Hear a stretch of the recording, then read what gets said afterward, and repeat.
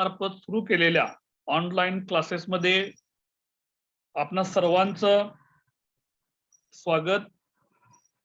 शिवाजी विद्यापीठ कोल्हापूर अंतर्गत BA भाग 2 समाजशास्त्र सेमिस्टर 4 यामधील पेपर क्रमांक जो 6 आहे त्याचं नाव आहे आरोग्याचे समाजशास्त्र। या आरोग्याचे समाजशास्त्र या पेपर मधील युनिट नंबर 1 जे आहे introduction to sociology of health म्हणजे आरोग्याच्या समाजशास्त्राचा परिचय या संबंधी आपण चर्चा करत होतो। या प्रकरणामध्ये एकूण 3 महत्त्वाच्या मुद्द्यांभोवती आपल्याला चर्चा करायची होती। यापैकी पहिले 2 जे मुद्दे आहेत आरोग्याच्या समाजशास्त्राचा अर्थ आणि व्याख्या। 2 नंबरचा मुद्दा जो आहे तो म्हणजे आरोग्याच्या समाजशास्त्राचा अभ्यास विषय या संबंधी विस्ताराने चर्चा केलेली आहे। आत्ताच्या तासाला आरोग्याच्या समाजशास्त्राचे महत्त्व व त्याची उपयुक्तता म्हणजेच या विषयाचं अध्ययन केल्यामुळे किंवा या विषयाच्या आधारे समाजशास्त्राचा अभ्यास केल्यामुळे त्याचं नेमकं काय फायदा होतो, त्याची आपल्या व्यावहारिक जीवनामध्ये काय महत्त्व आहे, या संपूर्ण गोष्टींचा आढावा आपल्याला आरोग्याच्या समाजशास्त्राचे महत्त्व या भागामध्ये करून घ्यायचा आहे। या महत्त्वाच्या अनुषंगाने चर्चा करत असताना 2 मुद्द्यांभोवती आपल्याला आरोग्याच्या समाजशास्त्राचे महत्त्व समजून घेता येऊ शकतं। त्यातला पहिला भाग आहे तो म्हणजे आरोग्याच्या समाजशास्त्राचे सैद्धांतिक महत्त्व व त्याचे उपयुक्तता। या सैद्धांतिक उपयुक्ततेबरोबरच त्याचा दुसरा जो महत्त्वाचा भाग आहे तो म्हणजे आरोग्याच्या समाजशास्त्राची व्यावहारिक उपयुक्तता काय आहे, म्हणजे त्याची दैनंदिन जीवनामध्ये डे टू डे लाईफ मध्ये काय आपल्याला त्याचं उपयोगी पडतो हे आरोग्याचे समाजशास्त्र याचं अध्ययन केल्यानंतर किंवा त्याची आपल्याला कोणकोणत्या ठिकाणी ती आवश्यकता भासते किंवा कोणत्या ठिकाणी त्याचा फायदा होतो या अनुषंगाने देखील आपल्याला त्याचं व्यावहारिक महत्त्व समजून घेता येऊ शकतं। सुरुवातीला आपण आरोग्याच्या समाजशास्त्राचे सैद्धांतिक महत्त्व जे कोणते आहे ते आपण समजून घेऊ आणि मग आपण व्यावहारिक महत्त्वाकडे बघूया। बघा, आरोग्याच्या समाजशास्त्रामुळे आपण आरोग्य आणि समाज यांच्यातील परस्पर संबंधाचे वस्तुनिष्ठ आकलन करून घेण्याचा प्रयत्न करतो। याशिवाय या आरोग्य आणि समाज यांच्यामध्ये परस्पर सैद्धांतिक कोणत्या पद्धतीचा अनुबंध आहे त्याचे महत्त्व आपल्याला लक्षात येतं। यासोबतच आरोग्याच्या क्षेत्रात काम करणाऱ्या ज्या व्यक्ती आहेत त्यांना सामाजिक वस्तुस्थिती किंवा समाजाचं नेमकं वास्तव काय आहे त्याचं आकलन होतं। याशिवाय या क्षेत्रातील विविध व्यक्तींचे परस्पर संबंध, त्यांचं आवर्तन कसं आहे, तेथील विविध सामाजिक संस्था, विविध सामाजिक समूह, त्यांचे संघटना, त्यांचं स्वरूप आपल्याला कळतं। याशिवाय त्यांचं कार्य आणि परस्पर संबंध हे कसे आहेत ते देखील कळतं। आता आरोग्याच्या समाजशास्त्राच्या अंतर्गत आरोग्य आणि समाज यांच्यामध्ये आपल्याला सामाजिक संस्था म्हणून कसं बघता येईल, तर आपल्याला लक्षात असं येतं की जसं महाविद्यालयामध्ये शिकवणाऱ्या प्राध्यापकांची संघटना आहे, जसं एखाद्या फॅक्टरीमध्ये काम करणाऱ्या कामगारांची संघटना असते, तसंच वैद्यकीय क्षेत्रामध्ये काम करणारे जे डॉक्टर्स आहेत त्याच्यासोबतच त्या ठिकाणी दवाखान्यामध्ये काम करणारे नर्सेस आहेत, वॉर्ड बॉय आहेत, म्हणजे एका बाजूला डॉक्टरांची संघटना आहे, एका बाजूला तिथं काम करणाऱ्या नर्सेस आणि कर्मचारी त्यांची संघटना आहे, म्हणजे दुसऱ्या बाजूला त्यांना औषध पुरवठा करणाऱ्या ज्या कंपन्या आहेत किंवा मेडिकल असोसिएशन आहे त्यांच्या संघटना आहे। म्हणजे त्याच्याशी संबंधित असणाऱ्या ज्या काही संस्था आहेत, विविध सामाजिक समूह आहेत, त्यांचं देखील आपल्याला वस्तुनिष्ठ आकलन होतं. म्हणजे मेडिकल चालवणाऱ्या लोकांचा गट आहे, त्यांचे फायदे तोटे आहेत, त्यांच्या अनुषंगाने असणाऱ्या संघटना, त्यांचं स्वरूप आपल्याला कळू शकतं. डॉक्टरांची संघटना आहे, ती आपल्याला कळू शकतं. म्हणजे मध्यंतरी संघटनेचे स्वरूप आपल्याला म्हणून समजून घ्यायचं असेल, तर आपल्याला परवा रामदेव बाबांनी जे आपले डॉक्टर्स आहेत, त्या डॉक्टरांच्या बाबतीमध्ये एक डॉक्टर म्हणजे टर टर टर टर करतात, त्यांना काय कळत नाही अशा पद्धतीचं एक विधान केलं होतं. आपण जे योगा वगैरे करतो तोच खूप चांगला आहे आणि ह्या अशा पद्धतीचं जे मेडिकल सायन्स मध्ये जे काही संशोधन वगैरे झालेलं आहे आणि डॉक्टर वगैरे जे आहेत त्यांच्या कामाचा काय उपयोग नाही असं सरळ सरळ ढळढळीत वाक्य किंवा विधान रामदेव बाबाने केलं होतं अगदी 15 दिवसापूर्वी. या त्यांच्या मताला किंवा त्यांच्या विधानाला या त्यांच्या स्टेटमेंटला इंडियन मेडिकल असोसिएशन नाव लक्षात घ्या पुन्हा एकदा. इंडियन मेडिकल असोसिएशन म्हणजेच भारतातील डॉक्टरांची संघटना ही रजिस्टर्ड संघटना आहे. म्हणजे भारतातील जवळपास सर्व डॉक्टर जे आहेत या संघटनेशी बांधील आहेत किंवा त्याच्याशी रजिस्टर झालेले असतात. म्हणजे तुम्ही जरी डॉक्टर जरी केला, डॉक्टर तुम्ही अभ्यास जरी करून पास जरी असला तरी रितसर तुमचं नोंदणी करावी लागते इंडियन मेडिकल असोसिएशनला आणि त्यांचं प्रमाणपत्र असल्याशिवाय तुम्हाला प्रॅक्टिस करता येत नाही. म्हणजे मी नुसता तुम्ही कॉलेजमधून डॉक्टर होऊन बाहेर पडला आणि तुम्ही दवाखाना काढून बसला असं होत नाही. तर तुम्ही ते डिग्री घेतलेलं सर्टिफिकेट हे सगळं तुम्ही त्या इंडियन मेडिकल असोसिएशनला तुम्ही रजिस्टर करावं लागतं. तुम्हाला त्याचा एक कोड नंबर मिळतो आणि मग तिथून पुढे तुम्ही काय करू शकता, प्रॅक्टिस करायला सुरू करता. जर समजा एखादा डॉक्टर काहीतरी चुकीचं वर्तन करत असेल, त्याने काहीतरी डॉक्टरी पेशाच्या त्यांच्या जे काही नियमावली आहेत त्याच्या विरोधी वर्तन करत असेल तर इंडियन मेडिकल असोसिएशन त्याचं प्रॅक्टिस करण्याचा परवाना जो आहे ते रद्द करू शकतं. लक्षात आलं? म्हणजे ही संघटना किती स्ट्रॉंग असते हे तुमच्या लक्षात येईल. तर या इंडियन मेडिकल असोसिएशनने रामदेव बाबाच्या विरोधामध्ये 1000 कोटी रुपयाचा मानहानीचा खटला दाखल केलेला आहे आणि रामदेव बाबाला चॅलेंज केलेला आहे की तुम्ही कुठेही या, आम्ही तुमच्याशी चर्चा करायला तयार आहेत. तुम्ही तरी चर्चा करा, आम्ही ती पण चर्चा करतो. आम्ही आमच्या बाजूने चर्चा करतो, तुम्ही तुमच्या बाजूने चर्चा करा. मला सांगायचा मुद्दा हा आहे की मेडिकल फील्डशी संबंधित ह्या ज्या काही वेगवेगळ्या संघटना ज्या आहेत, डॉक्टरांच्या असतील, कर्मचाऱ्यांच्या असतील, औषध कंपन्यांच्या असतील किंवा मेडिकल वाल्यांच्या असतील, या सगळ्यांचं जे आंतरसंबंध आहे, डॉक्टर आणि रुग्ण यांच्या संबंधीचे आंतरसंबंध आहेत.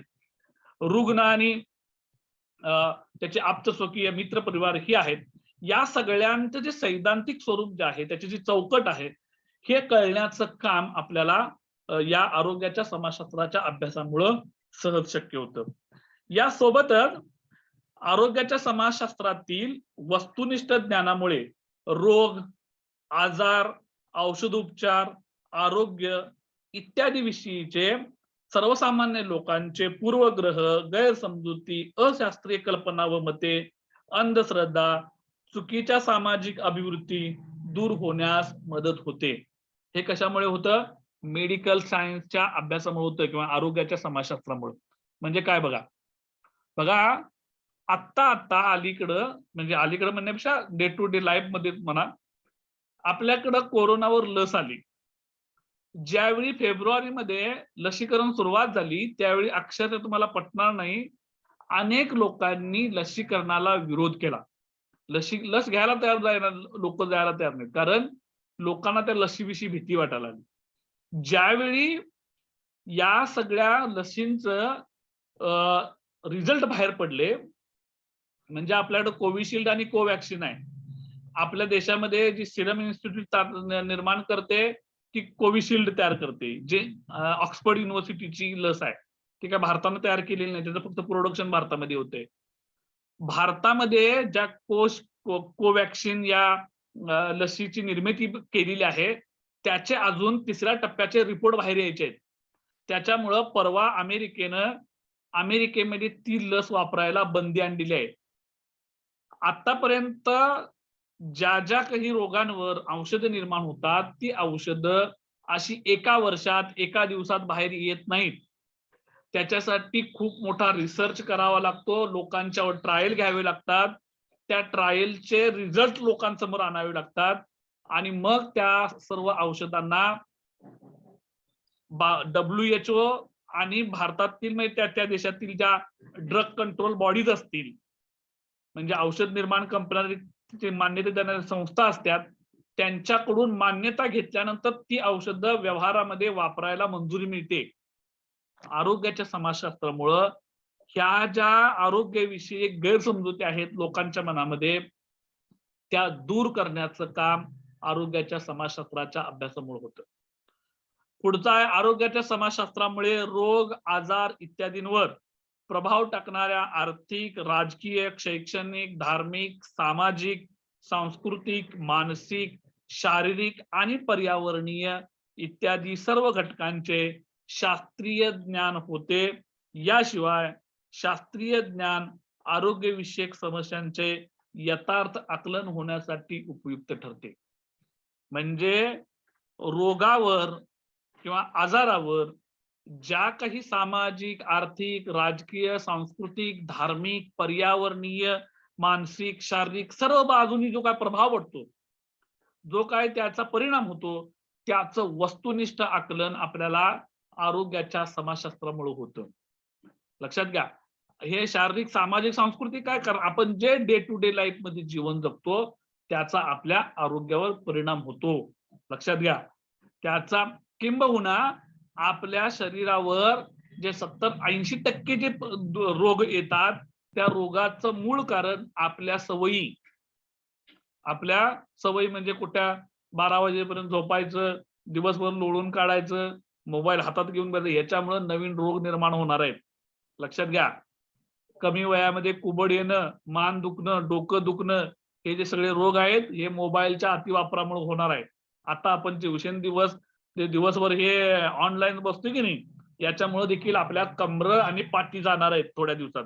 लक्षात घ्या, याचे सगळे दुष्परिणाम आहेत. याच्यातून जे आपल्याला चांगलं जरी वाटत असलं तर त्याचे साईड इफेक्ट असणार आहेत. त्यामुळं हे जे सगळे परिणाम जे होतात त्या सगळ्या परिणामांचा देखील शास्त्रीय दृष्टिकोनातून अभ्यास करून करण्यावर किंवा ते समजून घेण्यावर आरोग्याचे समाजशास्त्र उपयुक्त ठरतं.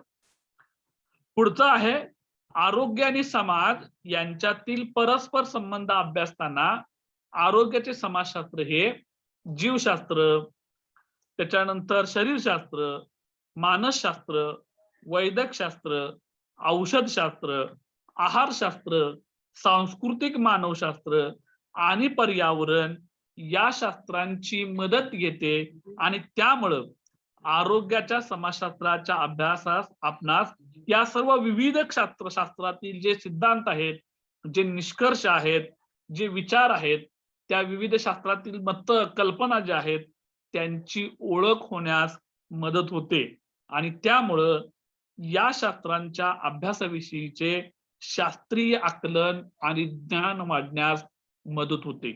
कारण आपण या अभ्यास विषयामध्ये बघितलेलं आहे की आरोग्याचे समाजशास्त्र हे मी जे आधी नावं घेतली आहेत त्या ज्ञान शाखांवर अवलंबून आहे.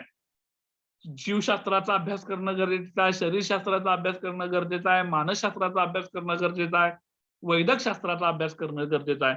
या सर्व ज्ञान शाखांचा अभ्यास केल्यामुळं व्यक्तीच्या ज्ञानामध्ये भर पडते, हे त्याचं एक महत्व आहे. लक्षात घ्या, आरोग्याच्या समाजशास्त्राचा अभ्यास करायला गेला की आपल्याला इच्छा नसताना देखील ते सगळं समजून घ्यायला पाहिजे. कुठलं औषध कशा पद्धतीचं आहे त्याची आपल्याला किमान थोडीफार तरी माहिती मिळते. म्हणजे हा अभ्यास तुम्ही केल्यानंतर तुम्हाला ज्यावेळी तुम्ही अधिक जाल, तुम्ही डॉक्टर जरी नसला, लक्षात घ्या, तरी तुम्हाला किमान रोगांविषयीची माहिती मिळते, त्याची कारणं समजतात आणि त्या रोगासाठीची किमान एक जी काय त्याच्यावर उपचार करण्यासाठी जी औषधं आहेत किंवा कोणत्या पद्धतीची काळजी घ्यायला पाहिजे याचं तरी तुम्हाला आकलन होऊ शकतं. तुम्ही बरीही मेडिकल फील्डचा जरी नसला तरी आरोग्याचा समाजशास्त्र अभ्यासाला गेला की तुम्हाला या सर्व किमान जे विविध ज्ञान शाखा आहेत त्यांची तोंड ओळख तरी होते किंवा आपल्या ज्ञानामध्ये या सर्व अभ्यास विषयातील किमान काही घटकांची माहिती मिळते आणि आपल्या ज्ञानामध्ये त्याच्यामुळं वाढ होते. आरोग्याच्या समाजशास्त्रामुळे रोग, आजार, औषधोपचार, आरोग्य इत्यादींचे आपल्याला सैद्धांतिक ज्ञान तर उपलब्ध होतेच, शिवाय नमूद केलेल्या विविध शास्त्रांना आपापल्या विषयांचा अभ्यास करताना मार्गदर्शक व उपयुक्त ठरते. कशामुळं? आरोग्याच्या समाजशास्त्राचा अभ्यास केल्यामुळं जे इतर शास्त्र जे आहेत त्यांचं देखील आपल्याला आकलन होतं.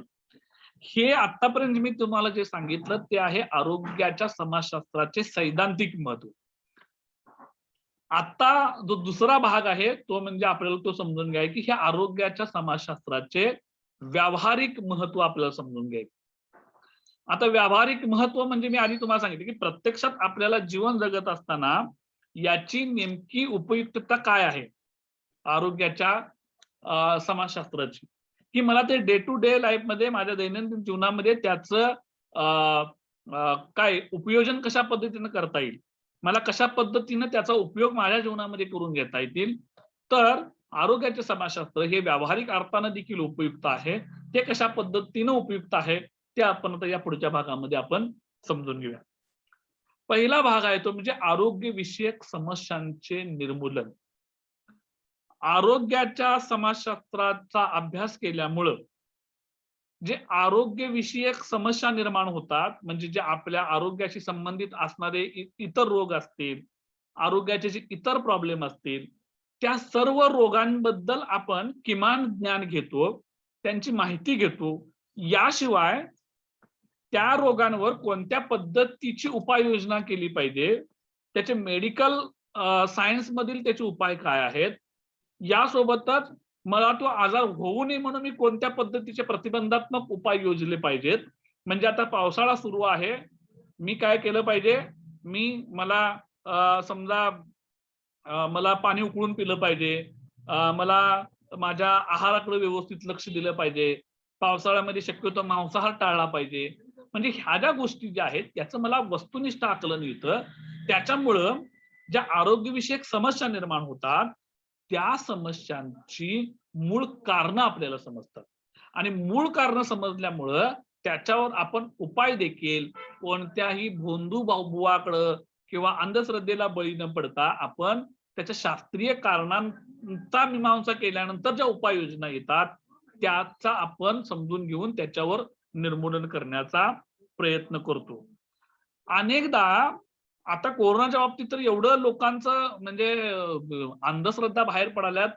तो कोण पाणी उकळूनच प्या म्हणतोय, गरम करूनच प्या प्या प्या म्हणतोय, कोण जाऊन काढा आणला. मध्यंतरी त्या कोल्हापुरात त्याचे अदृश्य काळ सिद्धेश्वर महाराज आहे, त्यानं त्या बाटल्यामध्ये पाण्याचं कुठलं तरी थेंब टाकलं आणि तेच लोकांना दिलं. म्हणजे कशाचं काय त्याचं वस्तुनिष्ठ आकलन नाही, अभ्यास नाही आणि लोकांनी भराभर काळ सिद्धेश्वर महाराज 15 रुपयाची बाटली घेऊन जायची आणि ते त्या बाटलीत पाण्यात ते त्यांचं औषध होतं त्याचं 2 थेंब टाकणार आणि लोकांनी प्यायचं. म्हणजे ज्या गोष्टीचे रिझल्ट माहित नाहीत, ज्या गोष्टीचं केल्यामुळे आपल्या शरीरावर बरा वाईट परिणाम होणार हे काय माहिती नाही, ते आपण आंधळेपणानं स्वीकारतो. आरोग्याच्या समाजशास्त्राचा अभ्यास केल्यानंतर जो अभ्यास करणारी जी व्यक्ती आहे ती अशी डोळे झाकून कुठल्याही गोष्टीवर विश्वास ठेवणार नाही आणि शक्यतो त्याच्या त्या शास्त्रीय मूळ कारणांचा अभ्यास करून त्याच्यावर जी उपयुक्त ठरणारी जी उपाययोजना आहे किंवा त्यावर जी औषधं आहेत त्याचाच वापर करेल, ना की काहीतरी सांगायला लागलाय कोणतरी रामदेव बाबा सांगायला लागलाय त्याने कोरोनिल प्या आणि हे प्या म्हणून आणि मग माझा कोरोना बरा होणार. याला काय अर्थ नाही. स्वतः रामदेव बाबा जाऊन औषध घेऊन आलाय आणि रामदेव बाबाचा जो राईट हँड आहे बालकृष्णन त्याचं एम्स मध्ये परवा मोठ्याच्या मोठं ऑपरेशन झाले. मला सांगायचा मुद्दा हा आहे की व्यावहारिक उपयुक्तता जी आहे ती उपयुक्तता वाढते आरोग्याच्या समाजशास्त्राच्या अभ्यासामुळे आणि जे काय आरोग्यविषयक प्रॉब्लेम असतील, ज्या काय समस्या असतील त्या शास्त्रीय कारणांनी त्याच्यावर उपाययोजना करण्याचा दृष्टिकोन लोकांच्या मध्ये वाढतो आणि ती त्याच्या पद्धतीनं काय करतील, वर्तन करतील.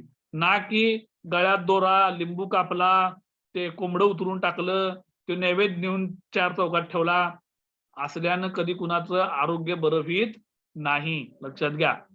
तर आरोग्याच्या समाजशास्त्रामुळं हे काय होतं, अशा पद्धतीचा त्याचा फायदा होतो की समस्याच्या निर्मूलनाची आपण काय करतो, अंमलबजावणी करतो. दुसरा व्यावहारिक फायदा आहे तो म्हणजे आरोग्य धोरणांची आखणी आणि अंमलबजावणी. आरोग्य धोरण हे खूप मोठी व्यापक संकल्पना आहे, लक्षात घ्या. आता आरोग्य धोरण म्हणजे काय, की समाजातील सर्व लोकांचं स्वास्थ्य चांगलं राहावं, लोकांना साथीच्या रोगाला बळी पडू नये, लोकांना चांगलं पाणी मिळावं, लोकांना चांगली हवा मिळावी, लोकांना चांगलं अन्न मिळावं, याच्याशी संबंधित आरोग्य विषयक धोरण असतं, लक्षात घ्या. आणि जरी याच्यातून सगळं केल्यानंतर लोक आजारी पडली तर आजारी पडलेल्या लोकांना चांगला दवाखाना मिळावा, त्यांना तिथं चांगलं ट्रीटमेंट मिळावी, चांगल्या डॉक्टरच्या मार्गदर्शनाखाली त्यांच्यावर उपचार व्हावेत, हे सर्व म्हणजे आरोग्य विषयक धोरण आखण्याची पद्धती आणि त्याची अंमलबजावणी. लक्षात घ्या, आरोग्याची संकल्पना किंवा आरोग्याचं धोरण हे एवढं साधं नाही आहे आणि ती सिंपल ही नाही. त्याच्या पाठीमागं खूप मोठा अभ्यास आहे, जो आरोग्याच्या समाजशास्त्राच्या अभ्यासाने ते आपल्याला हाती लागतं. एखादं जे राज्य आहे किंवा देश जो आहे, तो देश आपल्या देशातील नागरिकांची काळजी कशी घेतं, आपल्या देशातल्या नागरिकांच्या आरोग्याकडे ते कसं बघतं, हे त्या देशाच्या आरोग्यविषयक धोरणांवरून आणि त्याच्या अंमलबजावणीवरून ठरतं. धोरण चांगलं असायला पाहिजे आणि केवळ धोरण चांगलं असून चालत नाही, तर त्याची अंमलबजावणी देखील नीट झाली पाहिजे. आपल्या गेल्या 2 महिन्यामध्ये तुम्ही देशभर जो हाहाकार माजला होता, लोकांना ऑक्सिजन नाहीत, लोकांना बेड नाहीत, लोकांना नीट औषधं मिळाली नाहीत. हे का झालं? कारण आपल्या देशाच्या राज्यकर्त्यांनी त्यांना कोरोनाला सिरियस घेतलंच नव्हतं. आपल्या देशाचे प्रधानमंत्री जाऊन युनो मध्ये जाऊन छाती ठोक मध्ये सांगून आलेत फेब्रुवारीमध्ये, आम्ही कोरोनाला पळविलं कशाला गेलं त्याचं राहिलं बाजूला. आणि ज्यावेळी दुसरी लाट आली भारतामध्ये, त्यावेळी तुम्हाला पटणार नाही, साध्या साध्या देशांच्या श्रीलंका, म्यानमार, बांगलादेश या ज्यांची जीडीपी आपल्याचे एका तुमचं ते बंद करा, कोणाचे जे ते बंद करा, ते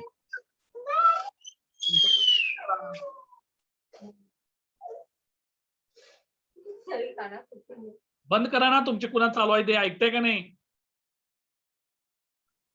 आपल्याकडं बांगलादेश म्हणजे ज्यांची जीडीपी महाराष्ट्र राज्य एवढी आहे, असल्या लहान देशांच्याकडून आपण ऑक्सिजन घेतलंय. हे कशामुळं? आपल्या देशातल्या राज्यकर्त्यांजवळ धोरण नसल्यामुळे. त्यामुळे धोरण चांगलं असणं किती गरजेचं आहे बघा. आणि केवळ धोरण चांगलं असून चालत नाही, तर त्याची नीट अंमलबजावणी देखील व्हावी लागते. जर हे धोरण आणि त्याची अंमलबजावणी नीट झाली नाही, तर काय वाट्याला येऊ शकतं, हे कोरोनानं सगळ्यांना उघडं पाडलेलं आहे. उघडं पाडलेलं आहे देशाला, भारत देशाला. गंगेमध्ये 2-2 हजार प्रेत मिळाली आणि जर तुम्ही युट्यूब काढून बघितला तर त्या गंगा नदीच्या किनाऱ्यावर अशी एका बाजूनं प्रेत पुरलेली तुम्हाला दिसतील. हे कशामुळं? आपल्याला लोकांच्या जीवाची किंमत नाही आणि त्याच्यामुळं आपण तशा पद्धतीचं धोरण आखू शकलो नाही, आपण त्याची नीट अंमलबजावणी केली नाही. आणि एवढं होऊन देखील आपल्या देशातील राजकारणी म्हणतात की आम्ही कोरोनावर विजय मिळवला. एवढ्या मोठ्या लोकसंख्येमध्ये एवढी माणसं मरायची, म्हणजे भारताची लोकसंख्या 40 कोटी आहे, 1-2 लाख लोक मरायची, असं आपल्या देशातील राजकीय लोक म्हणतात आणि ही वर्तमान स्थिती आहे, लक्षात घ्या. त्यामुळं आरोग्य विषयक धोरण जे आहे ते कशा पद्धतीचं असावं, जे त्याची अंमलबजावणी कशा पद्धतीची असावी, याची व्यावहारिक उपयुक्तता आपल्याला जर कळायची असेल तर आरोग्याच्या समाजशास्त्राच्या माध्यमातून ती समजू शकते. त्यामुळं त्याचं आरोग्याच्या समाजशास्त्राच्या अभ्यासातून ते धोरण आणि त्याच्या अंमलबजावणी याचं वस्तुनिष्ठ ज्ञान होतं, ते खूप महत्वाचं आहे. पुढचा मुद्दा जो आहे तो म्हणजे व्यावसायिकांना मार्गदर्शन. आता आरोग्याशी संबंधित व्यावसायिक म्हणजे कोण? जे डॉक्टर्स आहेत, औषध निर्माण करणाऱ्या कंपन्या आहेत, हा, त्याची पुरवठा करणारी यंत्रणा आहे, की जी लोक त्या सर्व गोष्टींशी, त्याच्या आर्थिक बाबींशी निगडीत असतात. त्याच्या वस्तूंपासून म्हणजे औषधं याशिवाय लागणारी इतर इन्स्ट्रुमेंट आहेत, ज्या मशिनरी आहेत, म्हणजे दवाखान्यामध्ये ज्या तपासण्यासाठीच्या लाखो कोट्यावधी रुपयाच्या मशिनरी आहेत, त्या सर्व सर्व गोष्टी जे व्यावसायिक आहेत, या सर्व व्यावसायिकांना देखील आरोग्याच्या समाजशास्त्राचा अभ्यास होऊ शकतो. आणि एक गोष्ट या आरोग्याच्या समाजशास्त्राच्या अभ्यासातून बाहेर येते आणि ती खूप उपयुक्त ती म्हणजे डॉक्टरांनी केवळ तांत्रिक आणि औपचारिक दृष्टीने रोग्याकडे न पाहता त्यांनी त्याच्याकडे प्रेमानं बघितलं पाहिजे, सहानुभूतीने बघितलं पाहिजे, त्याच्या आर्थिक स्थितीचा विचार केला पाहिजे. आणि डॉक्टरी पेशा हा केवळ पैसा कमवण्याचा धंदा नाही आहे, तर ते एक समाजसेवेचं देखील कार्य आहे. हा अप्रोच, हा दृष्टिकोन आरोग्याच्या समाजशास्त्राच्या अभ्यासामुळं वाढीस लागू शकतो. कारण समाजातील सर्वच व्यक्तींची आर्थिक स्थिती काय सारखी नसते. एखाद्या व्यक्तीला एका वेळचं दवाखान्याचं बिल देखील देता येऊ शकतं, एवढी त्याची वाईट अवस्था असू शकते. समाजामध्ये असे अनेक उदाहरणं आहेत, अनेक डॉक्टर्स आहेत. तुम्ही डॉक्टर राणी बंग आणि डॉक्टर अभय बंग म्हणून तुम्हाला माहिती असतील, किंवा बाबा आमटेंची मुलं तुम्हाला माहिती असतील, विकास आमटे. त्यांच्या घरातली सगळी, आता त्यांची विकास आमटेची पत्नी, त्यांची मुलं, त्यांच्या सुना, ही सगळेच्या सगळं त्यांनी समाजसेवेचं व्रत ठेवलेलं आहे. आणि त्यांनी त्या मेळघाटामध्ये दवाखाने उभे केले आहेत आदिवासी लोकांसाठी, की ज्यांच्यापर्यंत ह्या सगळ्या योजना पोहोचलेल्या नाही. आरोग्याच्या समाजशास्त्राचा अभ्यास केल्यामुळं अशा पद्धतीचा दृष्टिकोन वाढीस लागतो. लक्षात घ्या. त्यांना त्याचं महत्व समजतं. लोकांकडे कसं बघायचं. लोक एखादा पेशंट म्हणजे बकरा न समजता तो आपल्यावर विश्वास ठेवून आलेला आहे आणि मग त्याच्याकडून आपण कशा पद्धतीचे पैसे घ्यायचे ते ठरवावं. तुम्ही अनेक वेळा बघता, तुमचं जर कोणतरी दवाखान्यामध्ये गेला असेल तर खूप मोठ्या आर्थिक समस्या निर्माण होते. कारण जर समजा एखाद्या व्यक्ती मोठं आजारी पडला असेल आणि त्याला 2-3 लाख रुपये खर्च करत होत असेल, तर आपण काय एवढी मोठी रक्कम घरामध्ये ठेवून राहत नाही. मग अशा वेळी ती रक्कम मिळवायची कशी? त्यासाठी कुठल्या उपाययोजना करायच्या हे आपल्याला माहिती आहे, किती त्रेधात तिरपीट होते. आणि अनेक लोक आहेत भारतामध्ये, की जे फक्त त्यांना दवाखान्यामध्ये पैसा नसल्यामुळे जाता येत नाही आणि त्यामुळे त्यांचे लाखो लोकांचे जीव जात आहेत आणि आजही जात आहेत. तर अशा वेळी त्या व्यावसायिकांनी म्हणजे ते उपचारासंबंधित जे काम करणारे लोक आहेत, त्यांच्यामध्ये तो समाजसेवेचा वृत्त जावा, जाण्याच्या दृष्टिकोनातून आरोग्याच्या समाजशास्त्राचे महत्व विशेष या ठिकाणी अधोरेखित होतं आणि त्यामुळे त्याची व्यवहारिकता देखील आपल्याला ठसठशीतपणे पुढे येते, की तो जर दृष्टिकोन जर ठेवला तर नक्कीच त्याचा समाजातील अनेक लोकांना उपयोग होऊ शकतो. रॉबर्ट मर्टन या अमेरिकन समाजशास्त्रज्ञाने दी स्टुडंट्स फिजिशियन या आपल्या ग्रंथात डॉक्टरला आवश्यक असलेल्या सामाजिक मूल्यांच्या व वर्तन प्रकाराच्या शिक्षणावर भर दिलाय. रॉबर्ट मर्टन यांनी द स्टुडंट फिजिशियन या आपल्या ग्रंथामध्ये डॉक्टरांना अशा पद्धतीचं सामाजिक भान असलेलं, सामाजिक नीतिमूल्यांना मानणारं आणि त्याच्याशी संबंधित असणाऱ्या गोष्टी ह्या समजाव्यात, याच्यासाठीचं आकलन व्हावं आणि त्याच्या संबंधित त्यांना प्रशिक्षण दिलं जावं, अशा पद्धतीची सूचना रॉबर्ट मर्टन यांनी केलेली आहे.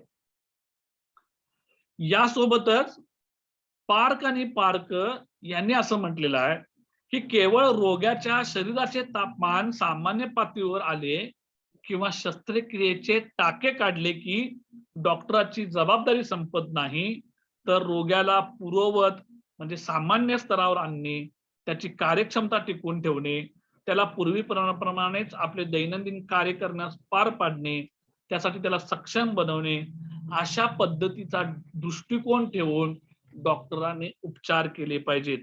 थोडक्यात समाजशास्त्रज्ञांनी वैद्यकीय व्यावसायिकांच्या कर्तव्याबाबत, त्यांच्या प्रशिक्षणाबाबत महत्वपूर्ण निष्कर्ष मांडलेले आहेत. हे निष्कर्ष आरोग्याचे संवर्धन आणि संरक्षण करण्याच्या दृष्टिकोनातून अत्यंत उपयुक्त आहेत. म्हणून आरोग्याच्या समाजशास्त्राच्या माध्यमातून केलेले अभ्यास हे अशा पद्धतीचा व्यावसायिक दृष्टिकोन ठेवून काम करणाऱ्या लोकांसाठी उपयुक्त आहेत. लक्षात आलं? ते का उपयुक्त आहेत त्याची चर्चा मी आताच केलेली आहे. आणि जो शेवटचा मुद्दा आहे तो म्हणजे आरोग्याच्या समाजशास्त्राचा उपयोग अनेक प्रकारच्या किंवा विविध लोकांना होतो. आता ही लोक कुठली आहेत बघूया. वैयक्तिक व सामुदायिक आरोग्याची काळजी कशी घ्यावी, म्हणजे आपल्या स्वतःच्या आरोग्याचे संरक्षण व संवर्धन कसे करावे, हे समजण्यासाठी आरोग्याच्या समाजशास्त्राचे ज्ञान लोकांना उपयुक्त ठरते. म्हणजे स्वतःचं आरोग्य कसं सांभाळावं याच्यासाठी देखील आरोग्याच्या समाजशास्त्राचं उपयोग येतं. 2. औषधाचे व आरोग्य रक्षणासाठी आवश्यक असणाऱ्या वस्तूंचे व सेवांचे उत्पादन, वितरण व विक्री करण्याच्या कार्याशी संबंधित असणाऱ्या लोकांनाही आपापली कार्ये यशस्वीपणे पार पाडण्यासाठी या शास्त्रातील निष्कर्ष मार्गदर्शक ठरू शकतात. रोग व आजार यावर उपचार करणाऱ्या वैद्यकीय व्यावसायिकांना रोगी व त्यांचे आप्तमित्र इत्यादींशी आंतरक्रिया करण्यासाठी व त्यांच्यासोबतच आंतरसंबंध प्रस्थापित करण्यासाठी देखील हे मार्गदर्शक ठरतं. म्हणजे कुणाशी कशा पद्धतीने संबंध प्रस्थापित करावेत, डॉक्टरांशी कसे करावेत, पेशंटशी कसे करावेत, त्या मित्रपरिवाराशी कशा पद्धतीने संबंध करावेत, याचं देखील आकलन आपल्याला आरोग्याच्या समाजशास्त्रामुळे होऊ शकतं. यासोबतच दवाखान्यामध्ये रोगी आणि डॉक्टर यांच्यातील दुवा म्हणून कार्य करणाऱ्या सामाजिक कार्यकर्त्यांना व तत्सम व्यक्तींना आरोग्याच्या समाजशास्त्राचे ज्ञान मिळते. आणि म्हणून बघा, आजकाल सर्व प्रकारच्या दवाखान्यांमध्ये देखील एक PRO असतो, पब्लिक रिलेशन्स ऑफिसर. तो शक्यतो MSW असलेला किंवा त्याला सोशलॉजीचा माणूस असतो, किंवा अनेक ठिकाणी कंपन्यांमध्ये देखील आता समाजशास्त्राच्या अभ्यासकांना बसवतात. याचं कारण काय आहे?